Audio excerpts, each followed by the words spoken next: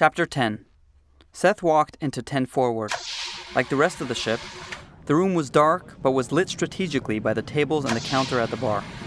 Like many of the desks all over the ship, the tables looked as though they floated in midair. Though the overall decor matched the rest of the ship, it definitely looked much more relaxing to be in.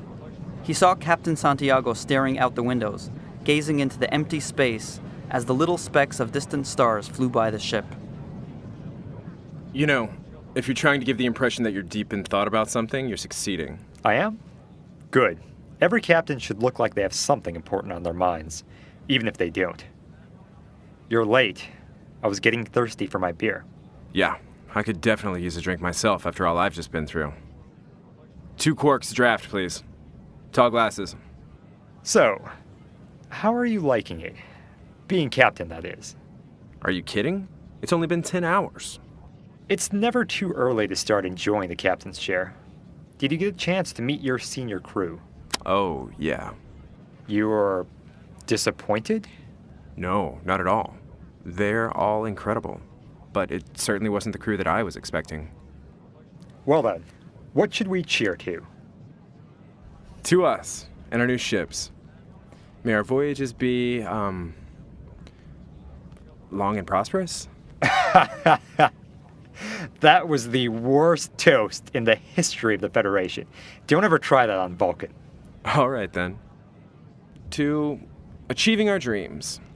Now that's something to cheer to. Until we reach Admiral, then. What do you think? By 38? It's taken a lot out of us, hasn't it? And just trying to be captain, that is. All I remember since we were 15 was work. Well, plenty more of that ahead of us. But being captain of our own starships was what we wanted since we were kids. I know. I just hope it will all be worth it. The universe better be damn interesting. It is what you make of it. I'm told that it all comes at a price. But there's nothing else I'd rather be doing. So, what's this I hear about you trying to recruit my counselor? Yeah, well, it's all fair game in this universe. Especially if I can offer them something you can't. She's a hell of an officer. I met her for 5 minutes, and I already owe her 2 bars of gold-pressed latinum. How the hell did she do that? Get your own Valeni's. Genovia's mine. Same goes for the rest of the crew. Don't make my Breen security officer kick your ass. Yeah, we'll see. What about your crew? How are all the people aboard the Excelsior? Actually, I have a great crew. Sometimes I have to exert my authority when I really would rather not. I think some of them have trouble accepting the fact that I'm so much younger than a lot of them. Make no mistake, you'll get some attitude from your older officers too. That should be expected, I think, but that should change over time, especially once you've gained their trust. My most amazing officer is Commander Ariel, my first officer. She's around our age too. Just beautiful. Blonde hair, blue eyes, smart, accomplished, and loyal. She defended my decisions on missions even if they were unpopular with the rest of the crew. In the end, I turned out to be right. Naturally. You always had a knack for that. But she also has just the right amount of naivete to make her adorable, you know? Jeez, Alan, your crew is there to run your ship, not for you to find a date. Ah, what happened? We used to talk like that all the time. That was during the academy days. Things are different now.